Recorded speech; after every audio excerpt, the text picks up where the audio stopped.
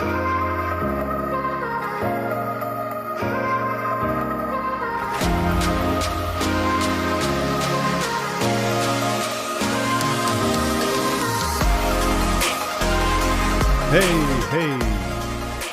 what's going on, man? Hey, what's going on? This is Tim Miller. Welcome to Read the Room, episode 104. And it is for August 20th, guys. August 20th. I'm recording it the night before. I'm pushing this shit. Pushing it. What's happening, man? How's your week been? Been good? You been chilling? Staying away from the news like me? Bruh, I can't watch it.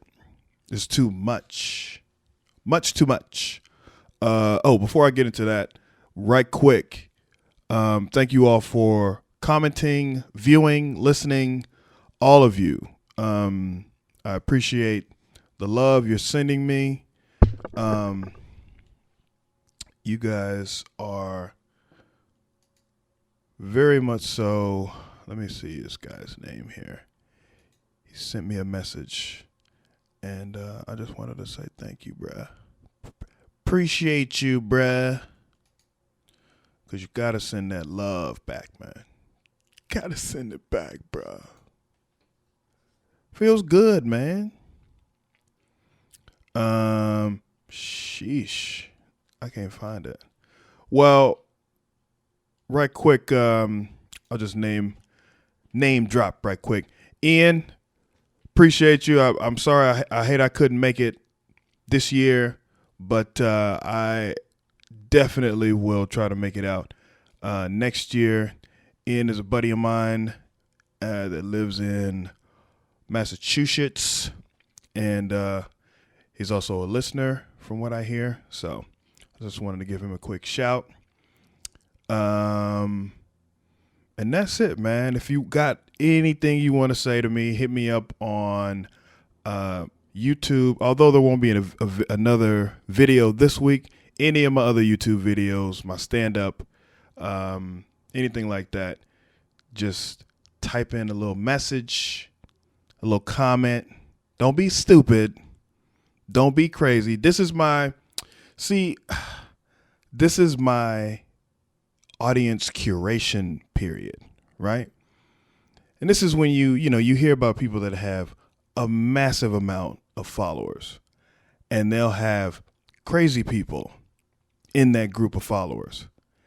And I would like to, not saying that I'm going to be super huge or anything, but if I get a certain amount, I can keep up with what I got now.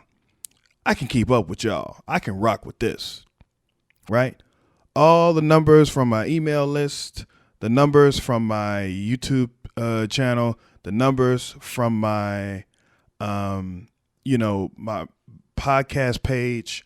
I can keep up with these numbers, okay? If somebody says something crazy to me, I can get their ass out. But when it gets to being too many people, then, the white people that I'm going to have working for me, I'm going to have to tape, hey, listen, Kirsten, who is saying all these terrible things about me? And Kirsten's going to come, Mr. Miller, I don't know what to do. So I'm taking care of this now, right? You say some crazy shit to me, we going to have problems, bruh. You say something to me that you would never say to my face, we going to have issues. If you don't like what's going on, if you don't like what you see, if you don't like what you hear, don't watch. Don't listen. Coming on my page saying crazy shit, that ain't going to go, bruh. And I'm saying, bruh, like it's only dudes. But I'm going to assume it's just dudes. And that's just facts, man. So this is my audience curation. I'm not a Trump supporter. I don't like shit Trump is doing. I post about Trump from time to time when I really get pissed off. I post shit about racism. I'm a black man. I post some things about my feelings. about the police, about white people. Every now and then, white people, you bug me. You get on my nerves. Matter of fact, we have a new segment called White Gripes. I'll get into that a little later. But white people, you get on my nerves every now and then. And I'm sure, we get on your nerves too, by, the things that we do. Loud, not being slaves no more, all that shit. So I just made a joke there. Never mind. What's going on right now is, Read the Room podcast is on Podbean. I will put a link. If I make a video from any part of this, I'll put the link in the Podbean description. Okay. So that way, if you would like to see what the fuck I'm talking about, if it's some real hood shit, because every now and then I get hood, I might explain it a little more. Might need a little extra video help. I'll put it on YouTube, and I'll put, y'all hear my stomach? I just ate my stomach. Sound like some kind of wolf or some shit. Like I said, I'll put the description. I'll put the link in my description on Podbean. Everything flows from Podbean. Right now, it's just Podbean. I'm not charging anything for anything. We still figuring this shit out. Okay. I'm still not on like a good basis. I don't know what this podcast is going to be. Right now, it's just me kind of talking. A couple of the other episodes, I've had friends on. I like the flow. I don't like having to deal with comics, like having to get with them and, okay, I'll meet you at you sleepy? Like, I'm sick of that. So that's why this week's also is just me. But hey, let's not get too deep into that. Into my gripes. Actually, yeah, let's get into the gripe. What else? What else did I want to tell you before I get started? Let's just get started, and if I remember it, I'll remember it. So Jay-Z, right? Jay-Z is still kind of trending right now with this whole NFL thing. And I don't do news always either. So don't get like, oh, look at Tim. Sounds professional. No, the shit is bothering me. And it's been bothering me since it happened. If you don't know, right?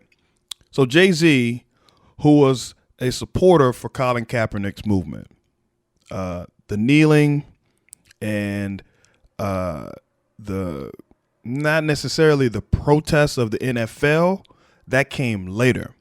But the protest was against police brutality, and everybody, it became a thing about the flag, and it became a thing about the troops. And basically, they spun it in a way so that racists can have an excuse to not like what's going on. And it gives other racists an excuse as well. So, Jay-Z got behind the movement. He did a few things he turned down the NFL Super Bowl halftime show. And he was on board with everything that was going on. And then recently we've heard that Jay-Z has become he has a partnership with the NFL now. They've started a partnership, and he's going to be the I don't know the official title, but what he's going to do, he's a booker. He manages the events, all the musical events, he's a liaison between the music and all of that.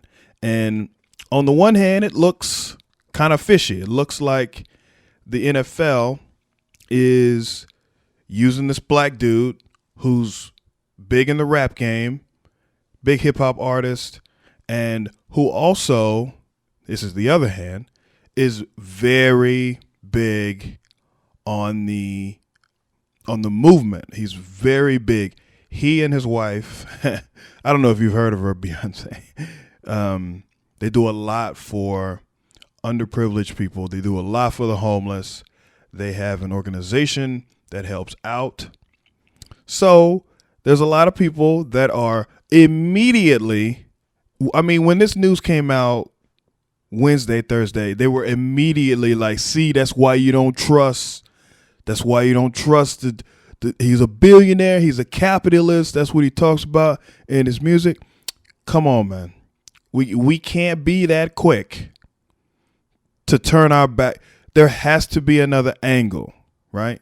And I get it. Like with black people, we can't necessarily trust everybody, but I think it's easier if you don't know shit or if you're not a fan of that person anyway.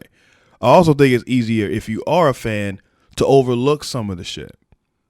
I would say wait a while.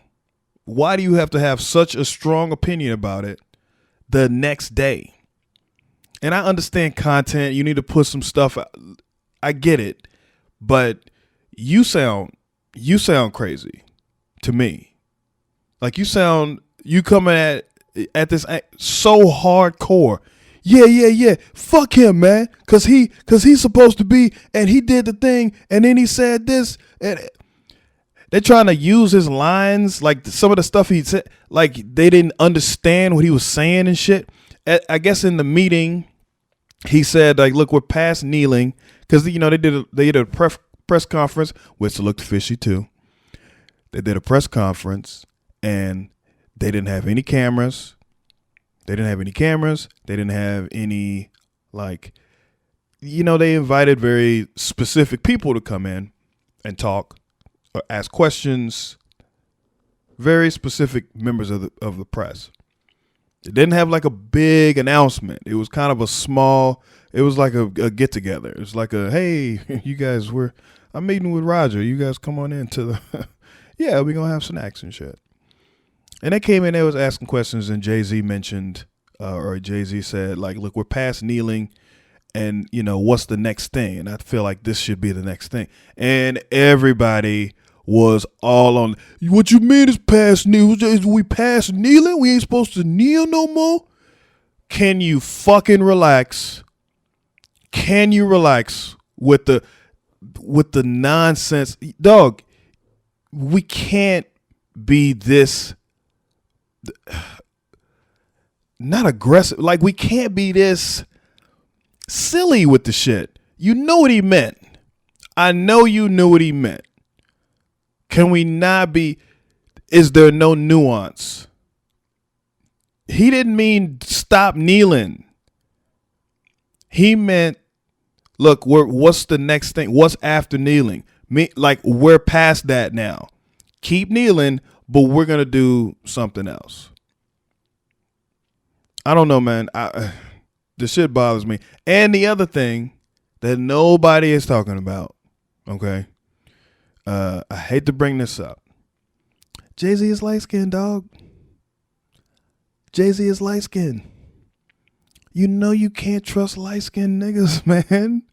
You know you can't. And I don't know what it is right now. It's a lot of light-skinned people angry. Light-skinned people are the angriest people they're the angriest black people ever. They are everywhere. They are because they get it from both sides, right? Light-skinned people get it from both sides. They get it from white people. They get it from black people because black people are like, you ain't black enough. You ain't black enough, bro. Look at you light-skinned bitch.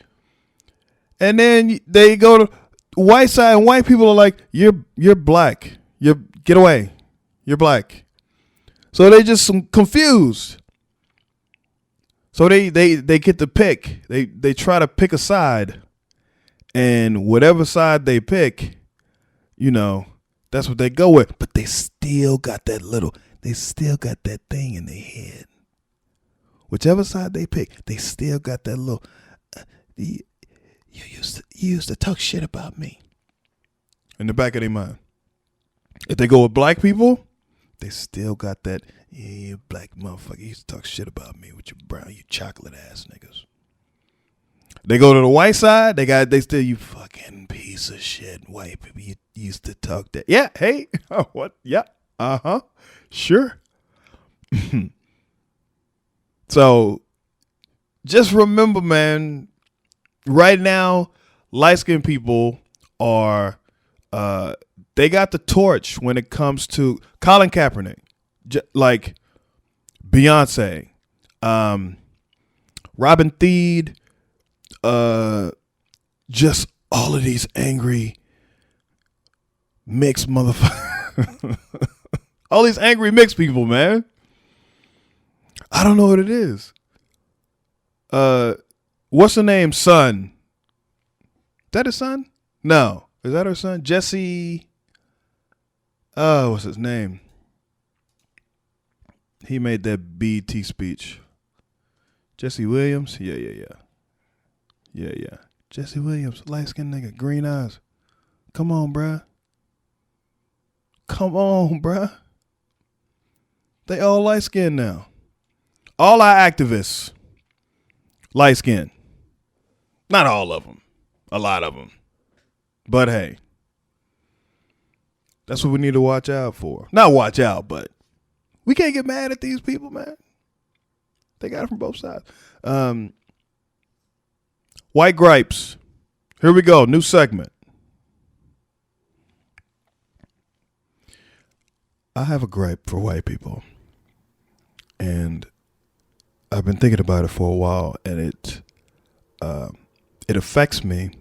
Not every day, just every now and then.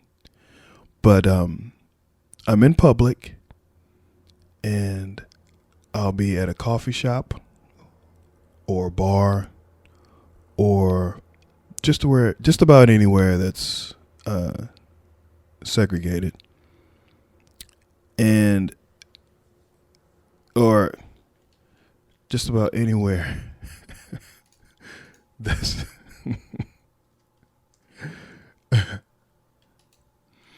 just about anywhere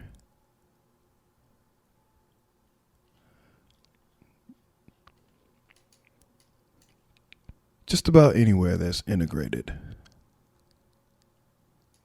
And I gotta say, white people, if you could, can you give us some space? We would really appreciate it if you gave us some space. I know it's not a thing that's talked about a lot, and I know this might be new to you. Black people, and I'm speaking for black people, we have a bubble, and we would like for everything in our bubble that it be something that we want in our bubble. And every now and then we'll be out and about, and we'll fill you in our bubble. I don't know if you realize it. I don't know if you even consciously do it. But I want you to pay attention. If you're out in public and a black person is just looking at you, they just sitting and they just looking at you, you got in a bubble at some point and you don't even realize it. Because that's what really bothers us, is if you piss us off and you don't even realize it. Because we think to ourselves, nobody taught you, nobody told you about this, somebody told you ain't supposed to be doing this. I'm standing at the milk station. What's the place where you get 2% sugar, the little, like at the coffee? What is that called? Milk station. And you reaching across me to get to, and you say excuse me, but it's a bullshit excuse me, right? Just give us some space. That's my only white gripe for this week. It's summertime, and I'm wondering, just pose a question out there. What is the best grilled food? And we can break it down by meat, we could break it down by, I mean, I have my tops. What, right? Grilled chicken, I would say, is good. It's just, I hate the smell. When you overcook it, when you over grill it, I hate that smell. Grilled pineapple, I love it. Grilled burgers, I got to be honest with you, not a fan. Not a fan of grilled burgers, man. I don't know what happened to me. I don't know what happened. I don't know who hurt me in my life, but grilled burgers don't do it for me. They really don't. And I don't know. I'm real picky about my meat. I'm real picky about hamburgers. They're either undercooked or over, and I can't, especially if somebody else is making them. You can't.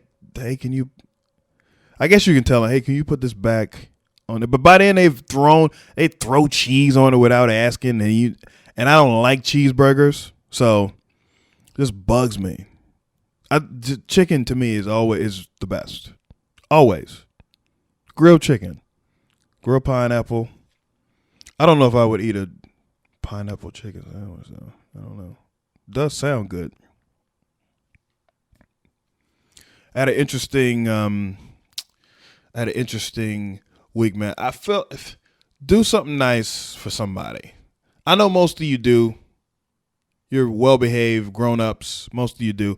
Do something nice for somebody, man. This lady in my job, she works in the cafeteria area, and she seen me walking around with a camera, and she said, "Oh, do you do pictures for the building?" I'm like, yeah.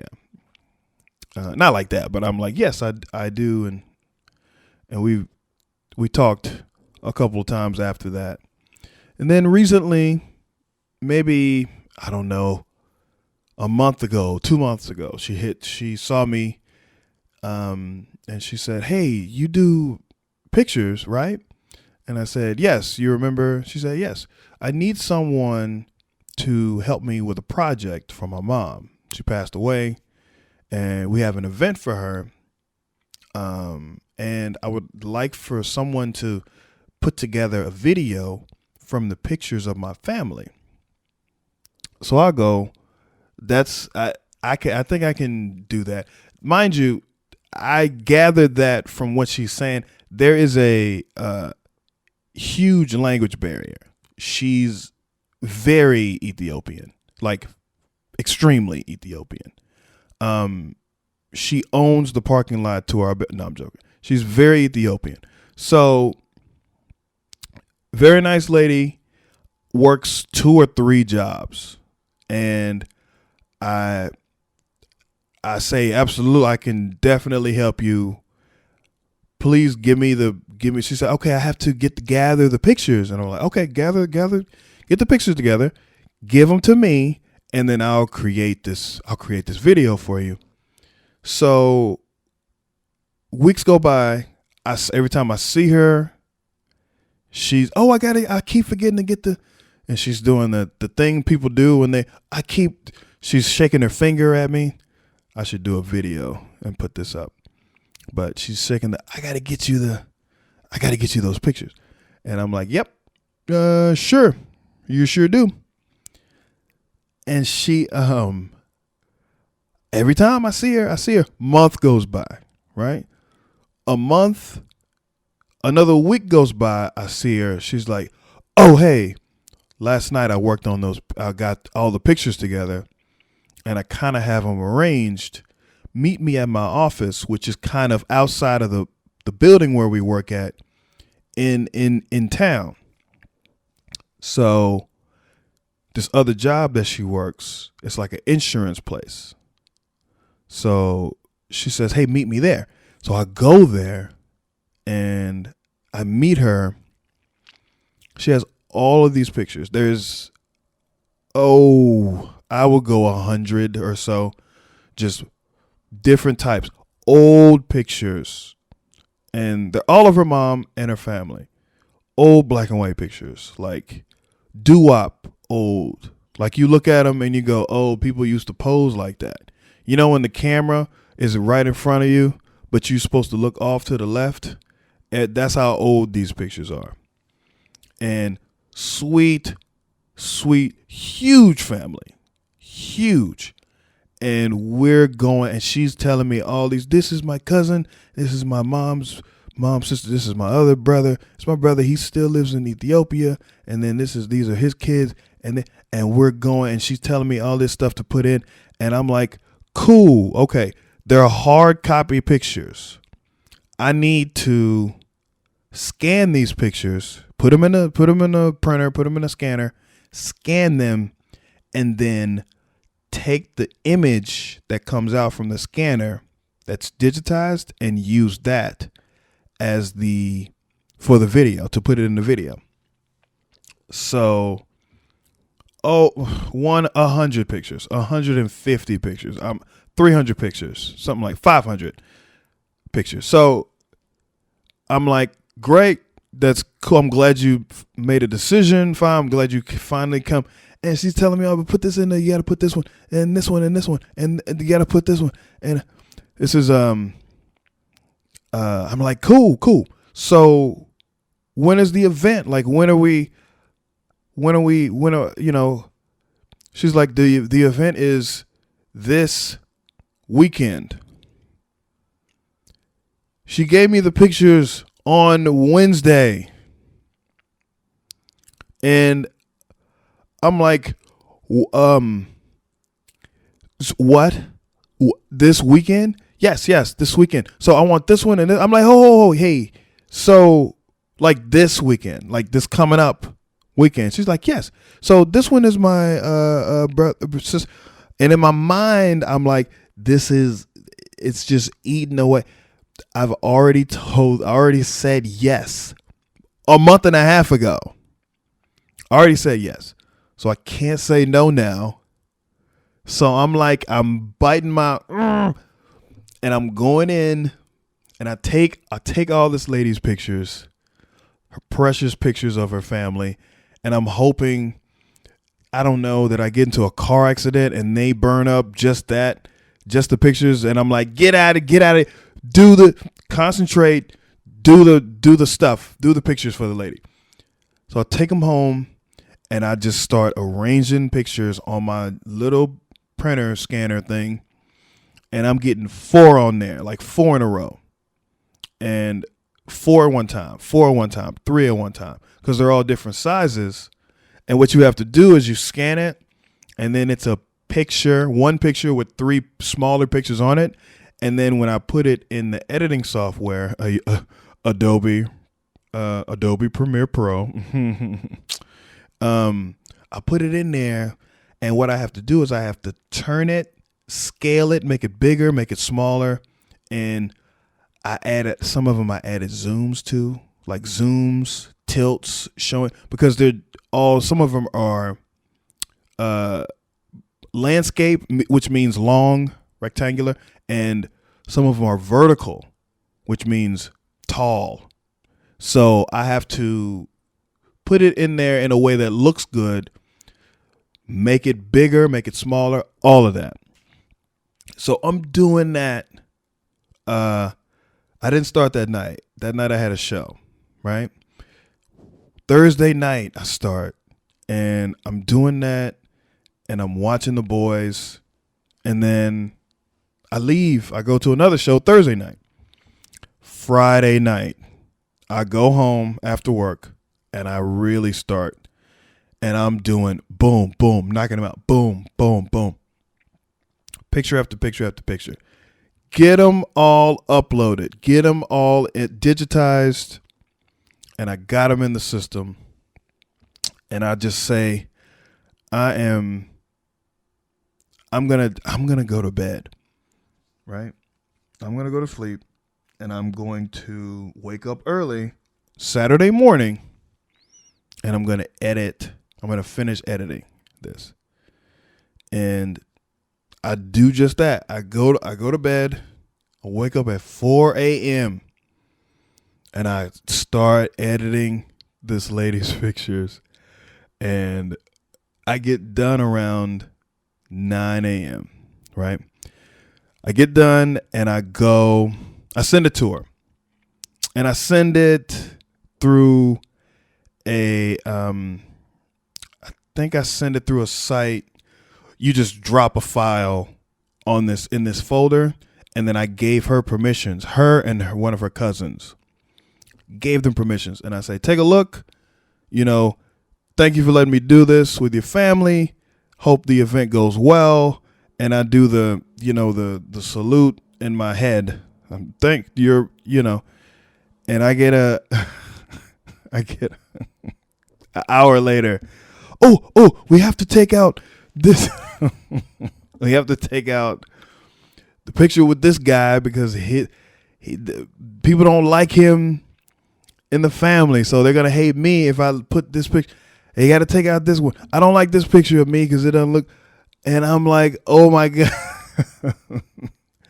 Can you please come meet with me, and I'll tell you, because I found some more that I want to. And I go and I meet this lady, and she gave me some more pictures. 20 or 30 this time. Not that bad. 20 or 30. Take them back home. Get them all digitized. Get them all in there. And I got more information. It's not, she said weekend. It's Sunday. So I still have another day, right? And, I'm doing all this. Literally took me all day. Around 8 or 9 o'clock, I send her the final product, right?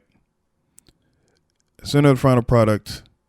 Send her cousin final. Hey, you guys, listen. Here's the one here, and yes, it's done, and here you go. And hope you have a good night. Hope you sleep well. Get ready for tomorrow. I know you got to get up early, to get to church and get everything all set up. So, congrats and, good luck with the event. 20 minutes later, after I sent it, 20 minutes, her cousin, hey, what did you use to edit? Because I need to fix some stuff. And she calls me, hey, can you call me back so because we need to fix this. We need to add this in our language thing. Can we put this somewhere in here? And can you take this and add this title it's from my mother. And I'm like, okay, I'll add the title. It's not hard. And I add the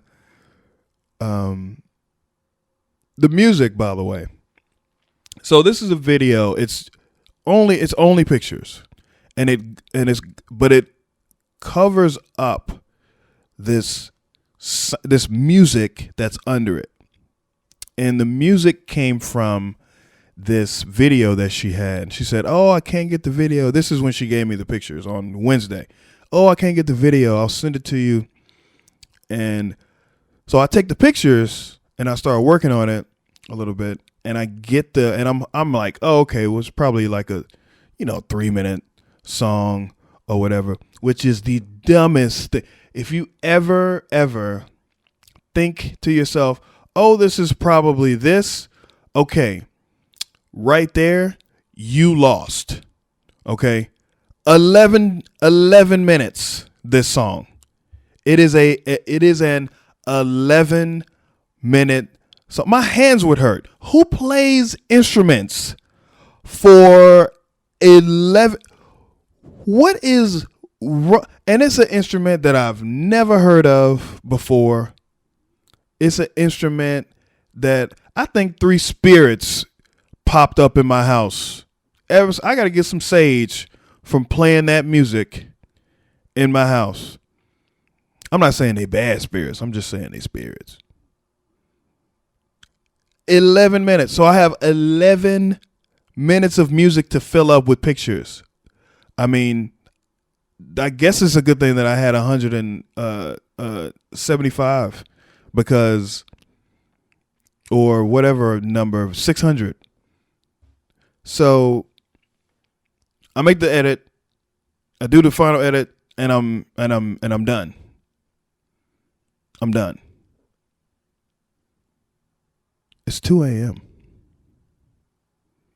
I finished that thing at 2 a.m. and I sent it over. She had to get up. She was supposed to get up at for church early.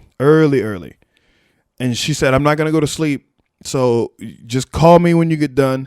I decided not to do that. I said, I'm just going to send it. And if she has a problem with this, if her family has a problem with this, too bad. I'm not, no. And thank goodness it turned out great. It turned out fine. And I took the dude out, I took her out, and at the one part, and then I added, her mom at the beginning and the black and white, the old black and white pictures. You got some of these pictures, man, old black and white. The quality of the focusing on these pictures, those really old cameras, you got to give it up for them. The technology wasn't there, but the mechanics of those lenses so sharp, right? And they were taken in Ethiopia, like old pictures. So it was a cool project. Just for the experience, it was worth it. Because I didn't get paid. Let me tell you that now. Yes, I know. Right? Value yourself. Anyway, I don't know. Hopefully karma is, right around the corner. Like, hey, you did that thing, didn't you? Yeah, I got you, dog. Karma is waiting for me. But it was a cool experience, man. And I got to help her. She hasn't been to work. She's been on vacation. So I haven't seen her. But she sent me a long text saying thank you. And, the spirits in your house will watch over you and keep you strong. And I appreciated that. So, but hey, I mean, it was a heavy, very, very church influence. Oh, and she made me add Whitney Houston. Whitney Houston, How Do I Love? Which one is it? She made me add a Whitney Houston song to it. So it wasn't 11 minutes. It was 17. 17 minutes. I Have Nothing? No. Which one was it? I'll give you the. Oh, I Look to You. That one. It was Whitney Houston, I Look to You. Yeah. 17 minutes of pure, unadulterated family. There's old pictures. Her brother's wedding. I don't know who that dude was. She was very upset when somebody must have cursed. Somebody in her family must have cursed her out when they saw it. Cause she wasn't happy that he was. Can you take it, please? Take him. You have to take him out. I was like, okay, sure, sorry. So, anyway, that's how my week's been. Very heavy church influence, man. I think a lot of cultures. I think church really influences a lot of what's going on right now. I think church has been a huge influence in not necessarily in my life, but kind of like the way I perform is very like the way I can turn things on, and I can tell when if I'm losing an audience, why I'm losing them. It's because I don't have like, I remember seeing preachers at a you know, this is gonna get real churchy for a second, at like a convocation or at a revival. A convocation is like a church festival, basically, where everybody from all the churches in the area go to one place and have big church, like it's like Church Megatron or something. Oh, we got the pastor from New Hope Baptist Church coming up, and then we got the pastor from Cedar Grove, Antioch Church, and we got the we got Sister Jones coming up with the offering, and it's just offering nonstop. It's like church for 3 hours, 4 hours, and it's all week. We had like convocation church grounds in Waco, and all those churches would meet up at that church and say, "Hey, you going? Are you going to the Yeah, girl, I'm going to the convocation. Which night you going? Because we're gonna go. We'll sit together." And they'll go and they'll sit together. And the good thing about convocation though was, I think when I was younger, it sucked because I was in there. I was with my mom, and you just gotta kind of sit there, you know. But when I got a little older, I was a teen, 15, 16, I was out, bruh. I was outside, right outside on the convocation grounds. Oh, it was some mischief going on, bruh. It was nothing but shit talking and, hey, where your mama go to church? My mama go to church oh, yeah. Fuck that church. Like, it was gangsters. Church ground gangsters, but, we didn't curse that loud because we didn't want the ushers to hear us. The ushers were inside and the ushers were outside directing traffic and everything. They were trying to get, hey, you park, come on, bring your Cadillac this way, go on, park right here. I don't want to hear that, Pastor. Go on, you got to go and park over here now because we trying to keep this area clean for all the choirs. And man, we had I just remember that just growing up, just being in that. I didn't necessarily like church. I was a little too cynical for it, but I just felt that influence. And I think a lot of our music is influenced by a lot of black music. Rap sometimes can be influenced by it. That was a big joke in the 90s. All the comedians was like, man, all these rappers come up try to get a Grammy, and the first thing they say after they write that say, for kill your mama and shoot you in the face, Little Tutu. And then he comes up and he says, I want to thank you, Lord, for giving me the strength to write this song. That was like the joke of the 90s. I think one of the heaviest church influence song is this song by oh shit, I forgot the name of the group. But it was called Gangsta Lean. This is for my homies. This is for my homies. Wow, wow. See you when I get there. DRS. DRS stands for, what does it stand for? In that gangsta lean, My God, my God. Dirty Rotten Scoundrels, DRS. Would you pass up an offering for me?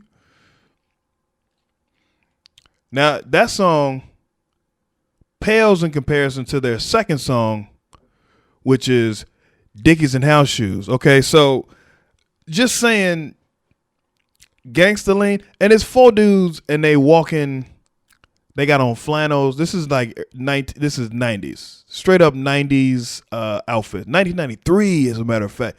1993, arguably, to me, one of the best years in hip hop. 1993. Go back and see the albums that came out in 1993. I mean, now me as a Texan, we got some bangers, but that era, early 90s, between 1990 and 1995, heat.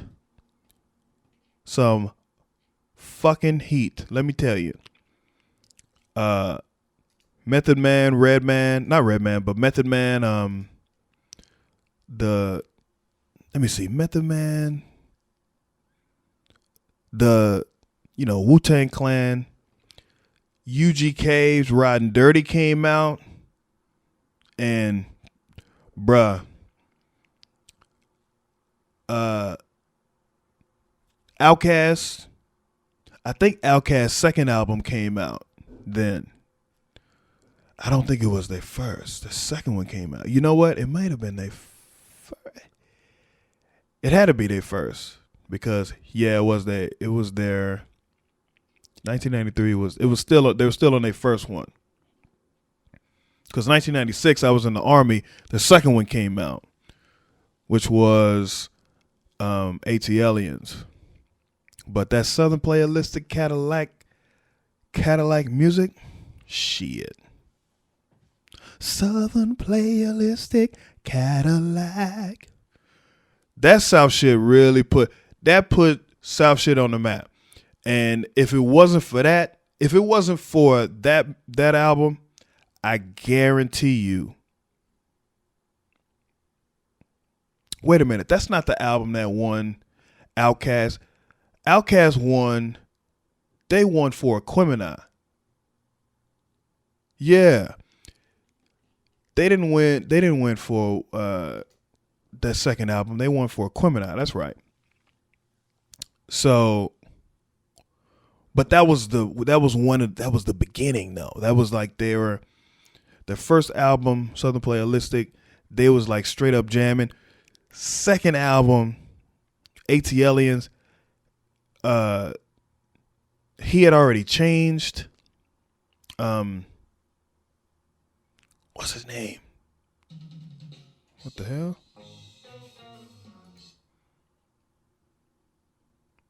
I gotta cut that out.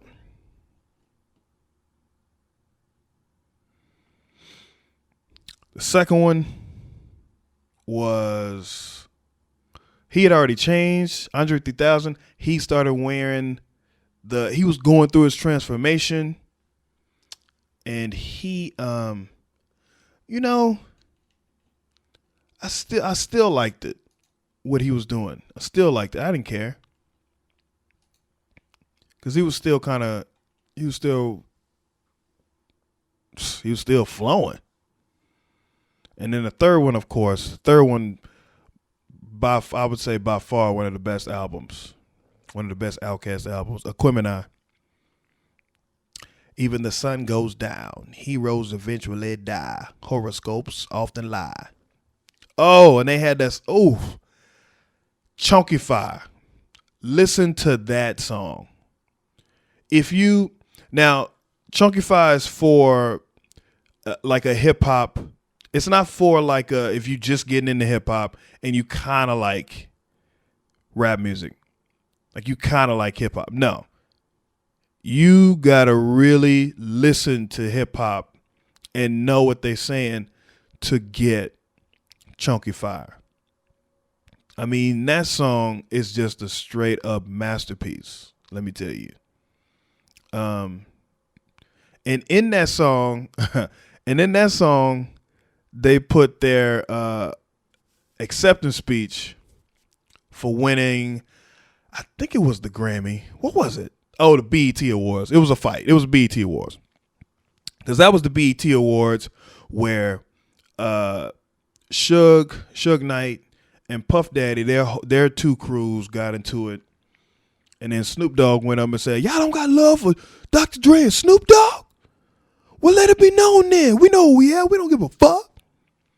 Because they were in New York and Snoop Dogg had a bat. Like, what other award show can you go on stage with a damn bat? Come on, man. Shit is crazy. But yeah, check out Gangsta Lean. Check out Chunky Fire. This is your homework. Check out Gangsta Lean. Check out Chunky Fire. And for shits and giggles, listen to Dickies and House Shoes, okay? Just listen to it if you want to. You're wearing Dickies and House Shoes. You listen to that garbage if you want. You want to. But yeah, church had a huge influence. Even though I don't go anymore, it's still embedded in me. And I don't know. I don't think it'll ever leave. Now I just see it with so much. The real fake churches, because I get the idea behind church. If I go to a church and it's doing the basic idea for church, community, worship, and sacrifice, it's like I can feel the energy, just like anywhere else where you feel negative or positive energy. If I feel that, then I'm okay with it.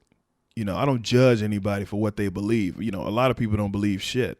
So it's hard for them to really grasp somebody else believing something. But for a while, I believed a thing, and a lot of the people that I know and love believe a thing. So it's hard for me to judge them. But when I go to a church and I feel that, like, I feel that not only is it judgy, but they are like they're watching over you.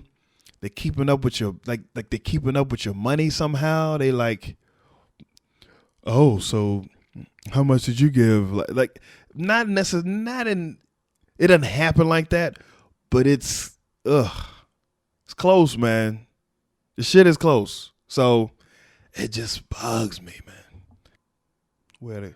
I think we had a good clip. Guys, thank you for listening to Read the Room, episode 104. I'll be back with you next week.